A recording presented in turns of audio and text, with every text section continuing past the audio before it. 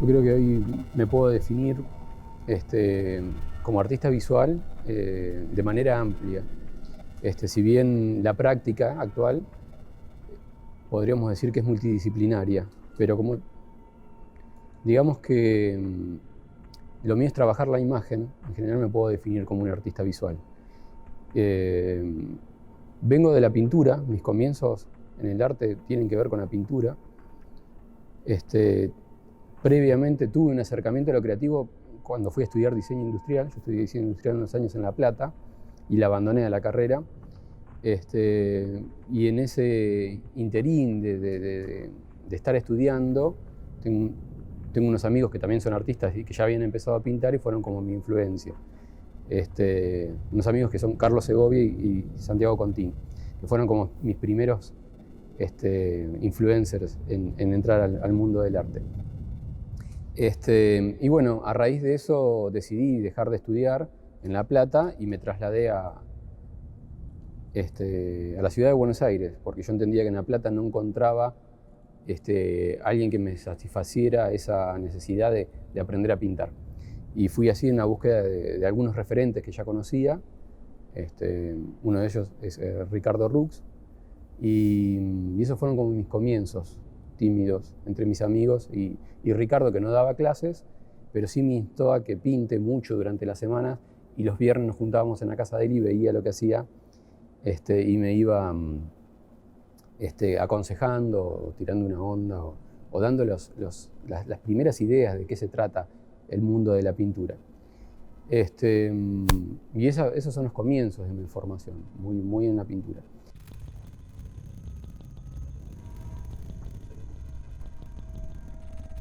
Luego de esos primeros pasos en la pintura, en la ciudad de Buenos Aires, como yo tenía un trabajo de muchas horas que me impedía de alguna manera dedicarme más a esto que era todo un descubrimiento, que era la práctica de la pintura, decidí en un momento volver a Necochea, que es mi ciudad natal, y ahí tuve mi primer taller. Entonces me empecé a dedicar mucho a pintar, ¿no? Y a experimentar sobre todo. Ahí empecé a experimentar con otros materiales que no era solamente el pigmento con un medio. Empecé a usar papeles, empecé a usar otras técnicas, el nylon, impresiones. Y bueno, en esos años en Neco, yo conocí a alguien que fue como alguien muy importante también en mi carrera, que fue José Achem, que si bien tiene una formación muy de pintor, él, que es algo que también heredé, digamos que José me instó a volver a la ciudad de Buenos Aires y realmente a dedicarme ya a entrar al circuito, en el sentido de poder trabajar con otros artistas, ¿no? Para no tener que tener otras profesiones que uno tenía que tener para sobrevivir. Y así fue que volví entre el 2006 y el 2008 a Buenos Aires, iba y venía, y ahí trabajé de asistente con Ricardo Rux de nuevo, y a partir de él conocí a Luis Wells. Y eso fue una posibilidad muy importante para mí, porque fue la posibilidad de poder instalarme en la ciudad de Buenos Aires. Y bueno, y fue toda una experiencia trabajar con Luis, y a partir de ahí empecé a conocer lo que era trabajar con objetos, ¿no? Con otras materialidades, no solamente con la imagen plana. Si bien yo siempre tuve interés por la fotografía, y en su momento experimenté bastante con la fotografía, siempre era como que me dedicaba únicamente a la pintura. Entonces, en esos años de estar en contacto con otros artistas en Buenos Aires, me fui abriendo a otras posibilidades expresivas, hasta que alrededor del 2014-2015 me empezó a interesar también el video. ¿Sí? Había hecho como unos primeros acercamientos a los objetos, a unas instalaciones un poco tímidas, y el video fue como una experimentación buenísima para entrar a lo que hoy se denomina el arte contemporáneo, ¿no? Que son como esa diversidad de prácticas, esas prácticas que se contaminan de otras profesiones, no solamente de las prácticas, digamos, tradicionales de las bellas artes, como pueden ser la pintura o la escultura, ¿no? En donde parece que hay prácticas estancas. Entonces, en esos años, digamos que si bien yo trabajaba de asistente, igual siempre sirven como una contaminación, como una formación. Y lo mismo el estar en contacto en un medio en donde hay un montón de muestras y de artistas súper interesantes, en donde uno va tomando.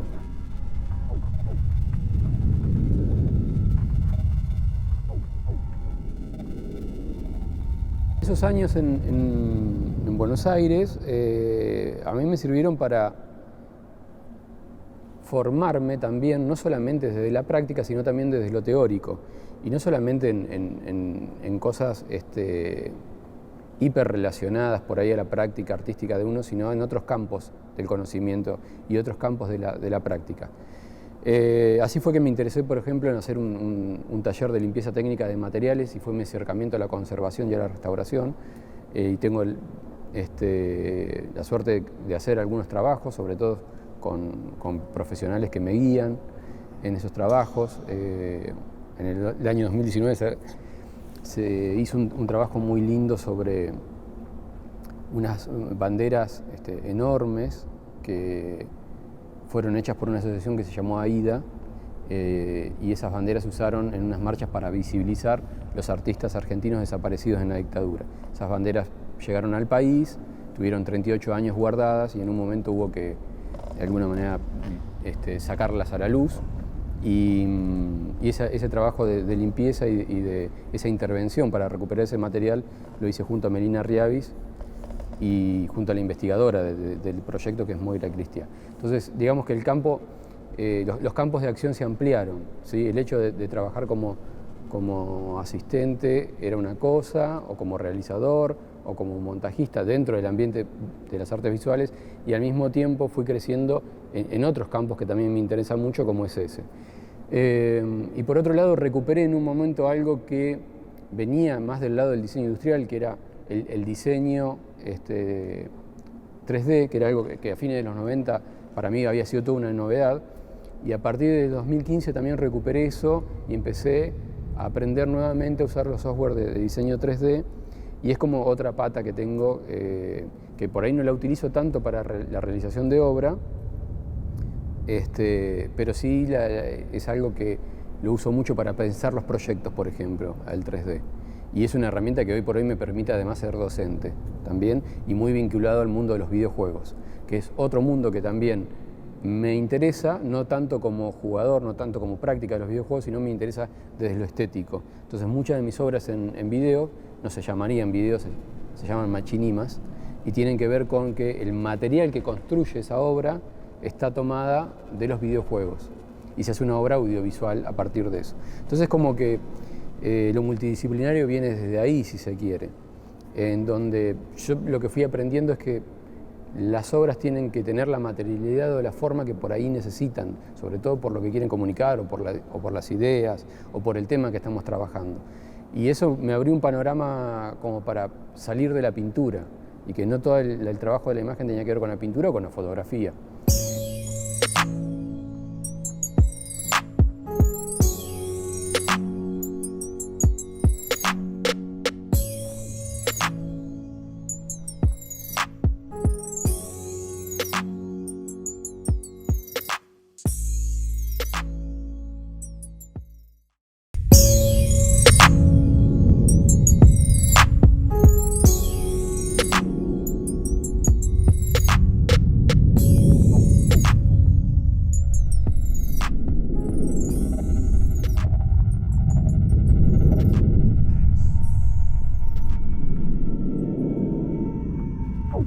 Hay algo del acercamiento y lo comunicacional que es importante cuando uno piensa el espectador.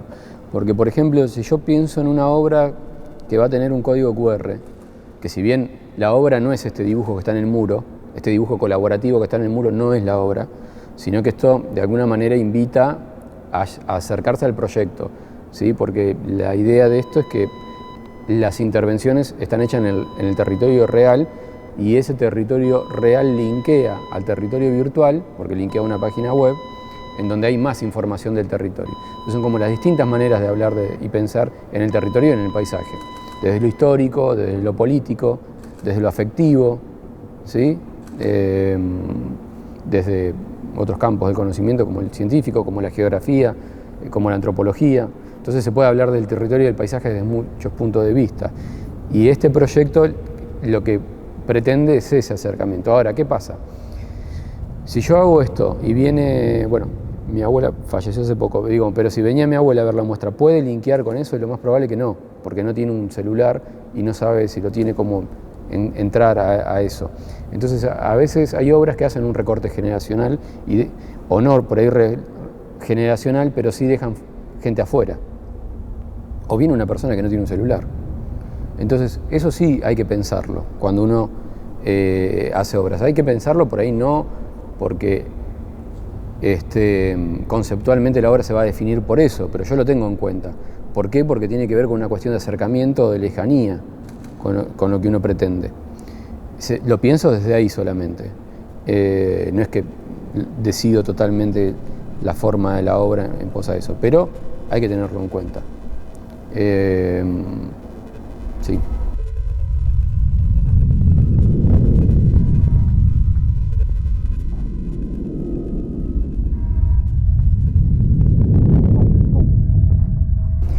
Sí, el proyecto de persistencia y derrumbe, que es el proyecto que tiene estas intervenciones del código QR en el territorio, tiene mucha información ordenada por carpetas, es como si fuese una compu, digamos, la imagen que uno abre, como si fuese ese escritorio de una compu. Entonces tiene carpetitas y tiene como algunos archivos ahí sueltos. Uno de esos archivos es una encuesta que hace como preguntas bastante generales en relación a cómo nos pensamos los humanos o los terrícolas sobre el mundo en el que vivimos. Es decir, que si bien habla de un territorio en particular, este proyecto apunta a problemáticas, digamos, universales o que influyen en todo el globo. Porque las problemáticas territoriales, sean la erosión por construir un puerto que después se come una playa, o sean los problemas de las estructuras abandonadas por el hombre cuando un territorio deja de ser productivo. Son problemáticas que no solamente atañen a la costa bonaerense. Ahora bien, ese proyecto tiene esa encuesta, y esa encuesta muchas personas que encuentran el QR la contestan, y es la manera que yo tengo de enterarme quiénes, digamos, les interesa por ahí explorar esa data que encontraron, y hay gente que, bueno, contesta cosas interesantes porque hay también un campo de comentarios, y esa es la manera que yo tengo de darme cuenta si el proyecto está funcionando o no. No hay una intención de popularidad en esto, no me interesa si hay muchísimas personas que lo ven, porque incluso los códigos QR están en estructuras abandonadas que no son de fácil acceso. Entonces, en general, en el territorio van a ser pocas las personas que van a acceder a ese QR. En esto, que es una instancia artificial de ese proyecto, porque la sala es una instancia artificial en donde se representó un lugar físico real, bueno, ya va a cambiar la historia porque probablemente haya muchísimas personas que van a acceder a esa información y tal vez la interacción con el proyecto va a ser mayor.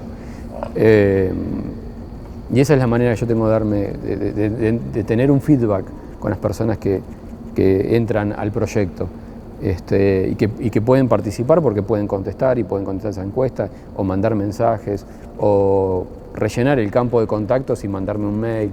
¿Sí? Si bien el proyecto es anónimo, no está mi nombre en el proyecto, no me interesa tampoco. El proyecto se llama Persistencia y Derrumbe y es autónomo. Yo hice la página web, está bien, la administro yo, está bien, pero el proyecto no tiene mi nombre en ningún lado, no me interesa eso.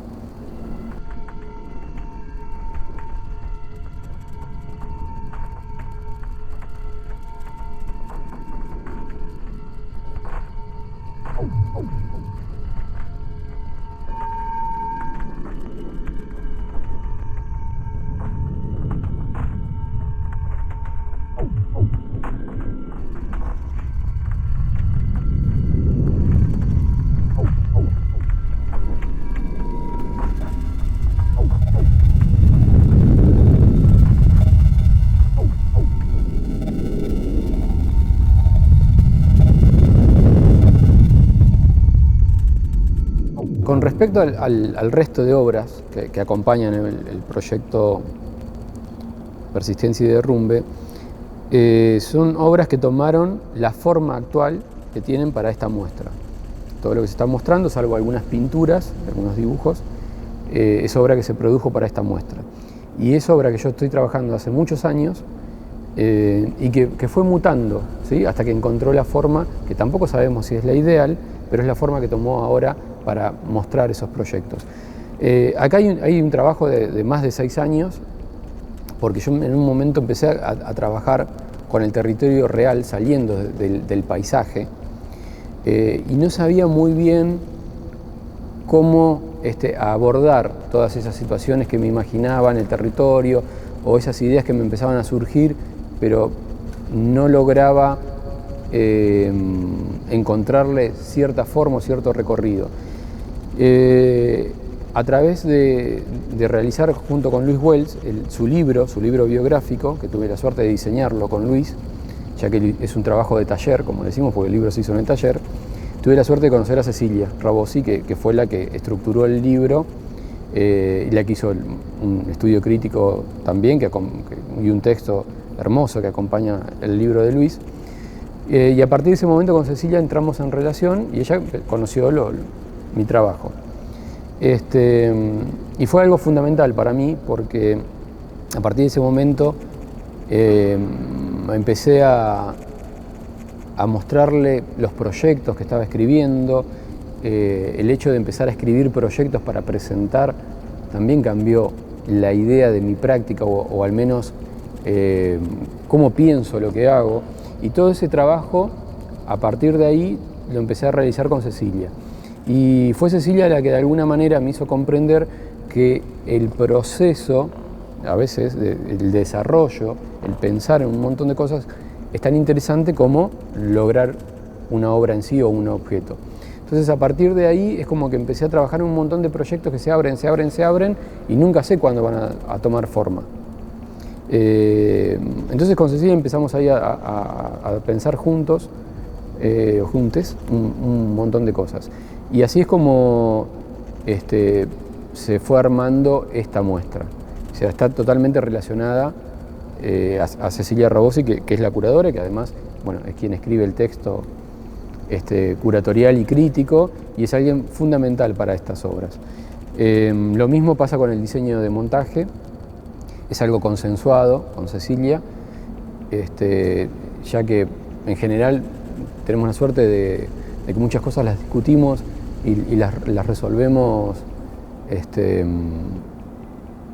de manera bastante sencilla, porque hay algo bien comunado en el trabajo que hace que todo fluya. Pero bueno, digamos que Cecilia es fundamental en la disposición, en la forma y en la presentación de todas las obras que hay acá.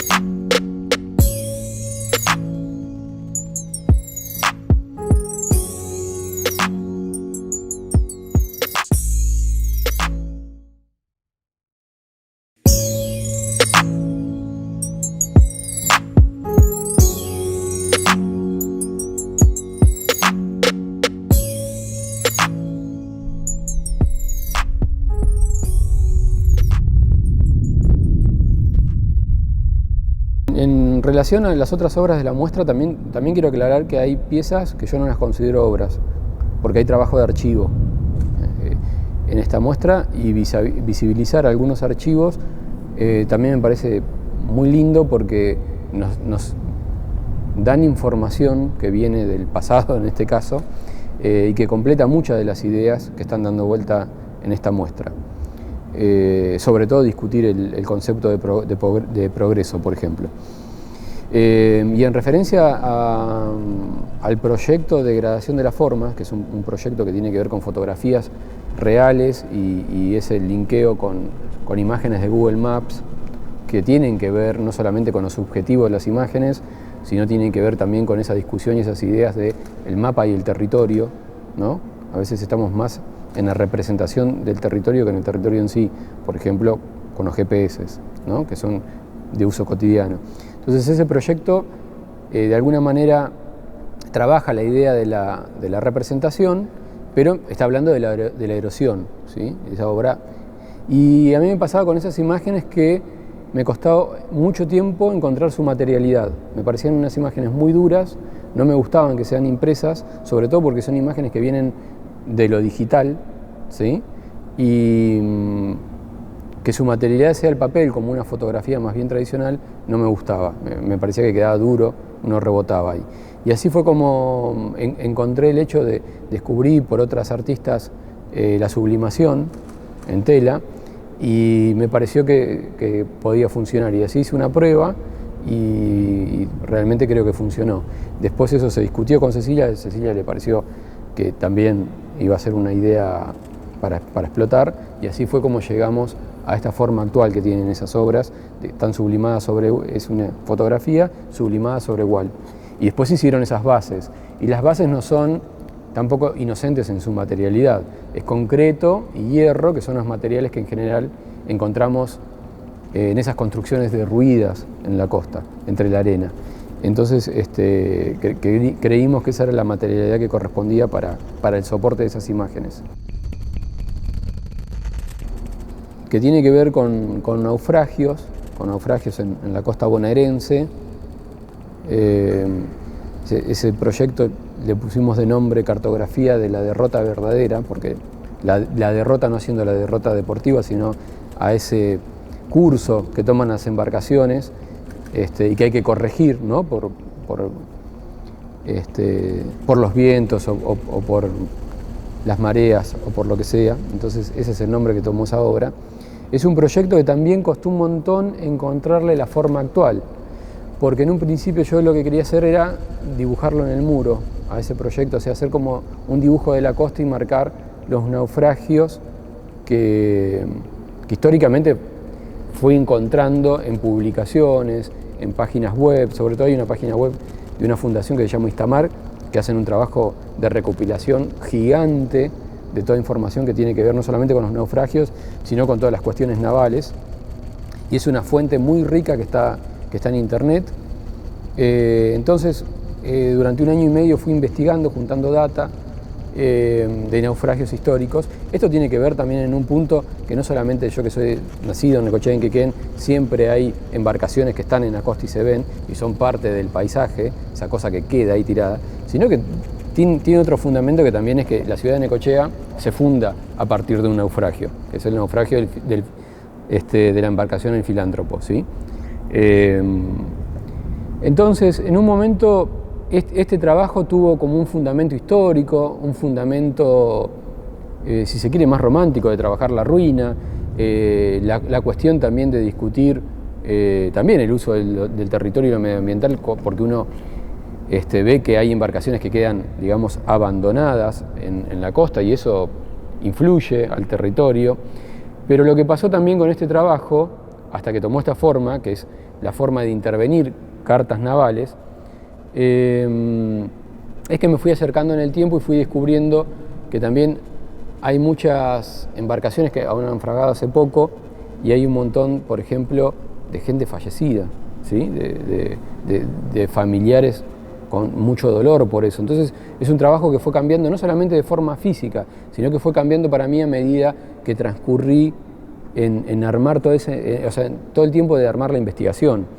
Me cambió a mí, cambió mucho la idea sobre el trabajo, y también cambió la forma, ¿sí? En un momento se pensaba como un dibujo y marcar esos puntos, y después decidí que no, que iba a trabajar sobre cartas náuticas, que son las cartas náuticas reales, que se utilizan para navegar, y que en esas cartas náuticas iba a tratar de representar como se representan los naufragios o los barcos en el territorio real, como los marcan en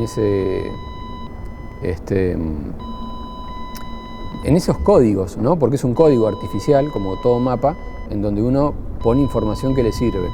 Entonces en las cartas náuticas se ponen esas embarcaciones que hay que avisar que están, para que uno no se las envista.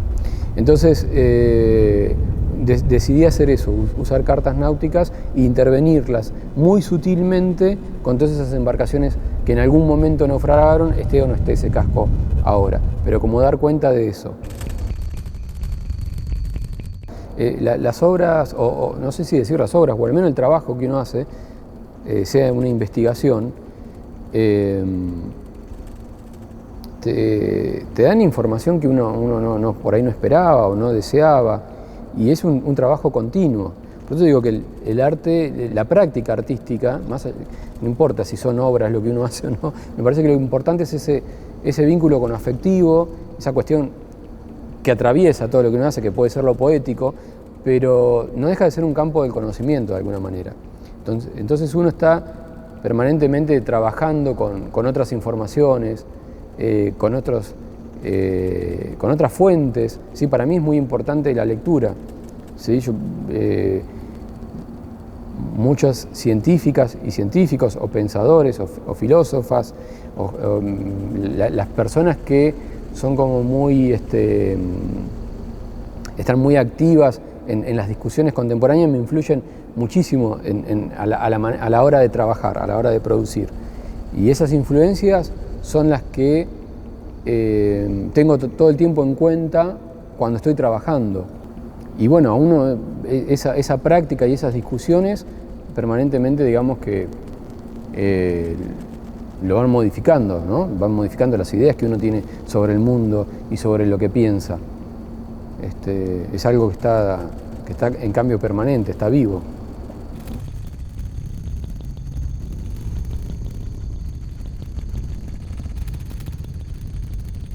Bueno, con respecto al futuro como especie, digamos que soy bastante pesimista, bastante, y no tengo una posición, no sé si decir una posición tomada, o no tengo de dónde agarrarme para pensar que vamos por mal camino, digamos. No creo que es innecesario también esperar una salvación o creer en algo. A mí me parece totalmente innecesario. Vivimos en el mundo en el que vivimos, la responsabilidad es nuestra. Y bueno, pasará lo que tenga que pasar, pero no tengo ningún tipo ni de esperanza, ni de nada. Creo que es un poquito el hecho de decir, bueno, con ciertas ideas heredadas, ¿sí? Sobre todo en los territorios en los que vivimos, que tenemos ideas heredadas, sobre todo a partir de la colonia, y por lo tanto esas ideas vinieron desde la Ilustración, digamos que hay toda una idea de lo que fue el Estado-Nación, el progreso, etcétera, etcétera, en donde con esas ideas y esas estructuras políticas, sociales y económicas, llegamos al mundo en el que vivimos hoy. A mí me parece que no está bueno. Vivimos en un mundo que no está bueno, para mi punto de vista. Que hay cosas lindas, seguro, como que no. Por suerte sigue existiendo la amistad, el amor, ciertas cosas que por ahí nos hacen bien desde lo individual, si se quiere. Ahora, como grupo, me parece que tenemos que rever un montón de ideas. Me parece que tenemos que rever cómo vivimos, cómo pensamos, qué es lo que realmente queremos, quién tiene el poder. La discusión del poder es ancestral y telúrica, ¿sí? Y me parece que esas discusiones se dieron siempre y se van a seguir dando. Y tienen que ver con quienes toman las decisiones y si esas decisiones son buenas para todos o no. Y no tengo ninguna esperanza con respecto al futuro.